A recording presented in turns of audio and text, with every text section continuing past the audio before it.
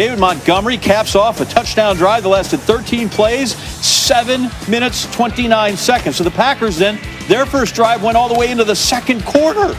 12 plays, 7:36. Aaron Rodgers, Robert Tonyan, and it's 7-7. Rodgers' 45th TD pass of the season. So there have been 2 drives in the game to that point. Rodgers, this is a shorter drive. 3 plays, 78 yards, 72 of them right there. Marquez Valdez-Scantling with the bomb and got it. We look at this again because Rodgers is smart.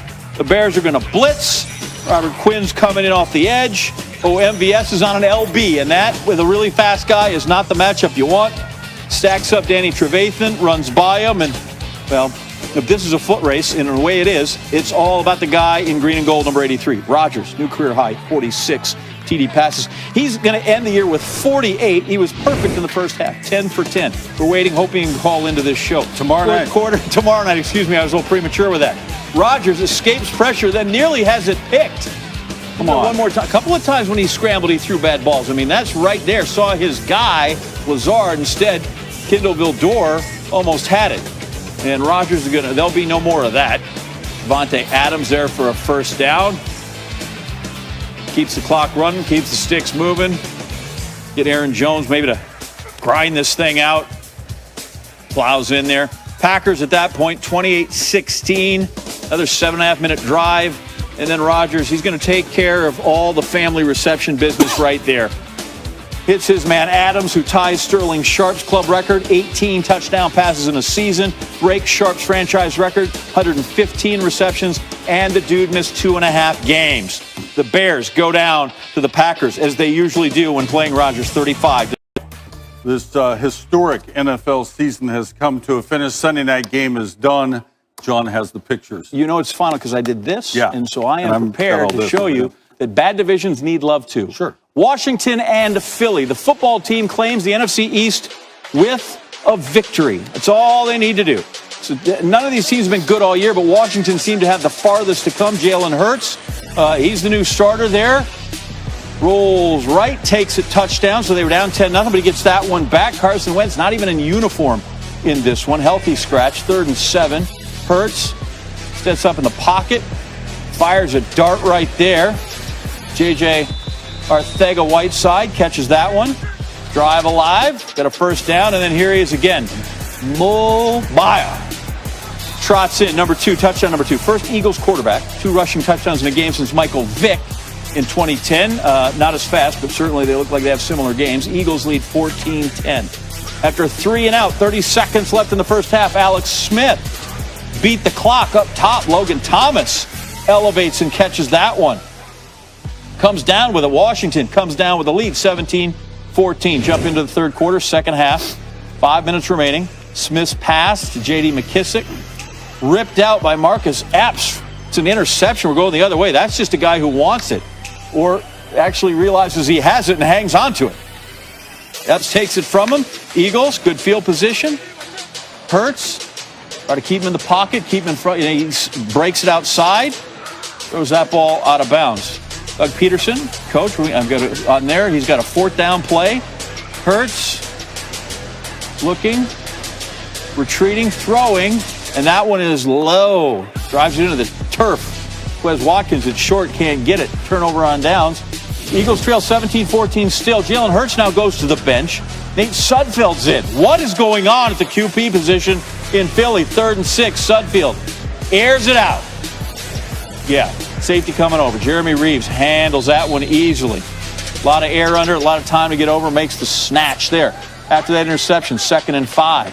Eagles got another chance, and this time the ball's on the turf. Montez Sweat, pokes it loose. There's Chase Young again.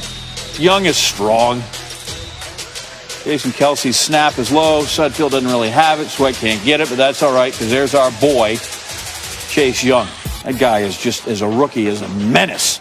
Washington gets a field goal, leads it 20-14. All right, 4th and inches, 2-minute warning. We're going to salt this thing away, right? Washington going to go for it. This will be the whole, what happened here? Smith draws Ty McGill off sides.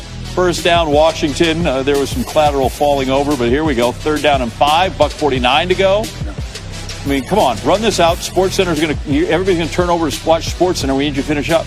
Antonio Gibson, nothing. So football team here now elects to punt. So the Eagles get it back. Got a chance. Touchdown ties it. PAT wins it. Well, there's the end of that, because this time Quez Watkins is short. First down marker, and time runs out, and Washington wins the ball game. Washington wins the NFC East. Remarkable. After a 20-14 Washington, the only NFC East team to be over 500 at any point during the season. That was week 1. They were 1-0. You know, they beat the Eagles, so they kind of bookend it with the Birds from Philly. NFC East went 23-40 overall this season, 367 winning percentage, 4th worst by a single division since 2002 when the divisions were realigned. It's the worst since the NFC South went 22-41-1. East 11-28-1 against teams outside their division, because you got to beat each other up at least a little bit in there. AFC South only had the division this year with a losing record outside the division. Tim Hasselbeck joining us now. And again, the warning, we will dump out of you for somebody more interesting if someone comes to the podium, as we always like to state. You would need a book or a Ken Burns documentary to chronicle everything that's gone on with this Washington football team. Remarkable, making the playoffs this way on the final night of the season. Let's start with the quarterback, whose story alone is remarkable. What did you think of his play tonight and what the whole season means for Alex Smith? Yeah, well, I would say this. If a team from the NFC East is going to make it in the postseason, which we know is the case, it is good to have a story like Alex Smith's be a part of it. And look, they're not a great football team, and he's not the same player that he once was, but he does give them a pretty good chance to win at times because some of the things that he continues to do well. You know, he's known for being a guy that's, you know, a good decision maker, a guy that doesn't take chances, a guy that is patient, will take kind of what you're giving him. And you saw that early in this football game on the 3rd and 8, a check down, on a 3rd and 10, throwing an underneath route that, you know, runs for the first down. And then even in the red zone, because he's a good decision maker, because he plays with good anticipation, the nice throw to Logan Thomas, you know, for the touchdown. But I think there are elements of what he does that you can win, especially if your defense can play at a high level, which we've seen from Washington at times this year. But listen, the story is remarkable to think that he's a starting quarterback with what he's been through, led his team to a victory tonight, and has a chance to play in the postseason. It really is amazing. I imagine Doug Peterson is answering one of the questions we'll ask you right now. There were several, in fact. There was not going for a field goal that was a sure thing to tie the game, although the receiver was wide open. Keep that in mind, so they could have pulled it off. And then also he says, hey, let's have a quarterback competition in the 4th quarter. What do you make of some of those decisions toward the end?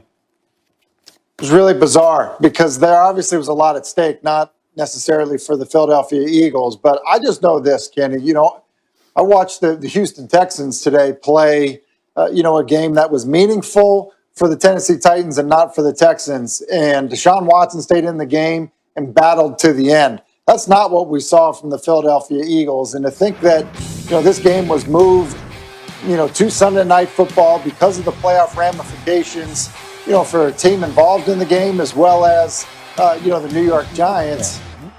It just was weird to see it play out this way. As you mentioned, the decision not to kick the field goal and tie the game, and then to just, you know, not have Carson Wentz active, and then to put Nate Sudfeld in the game, and he throws an interception, you know, on his first series out there. So, look, it had the feeling that Philadelphia did not want to win the football game or was not playing to win the football game.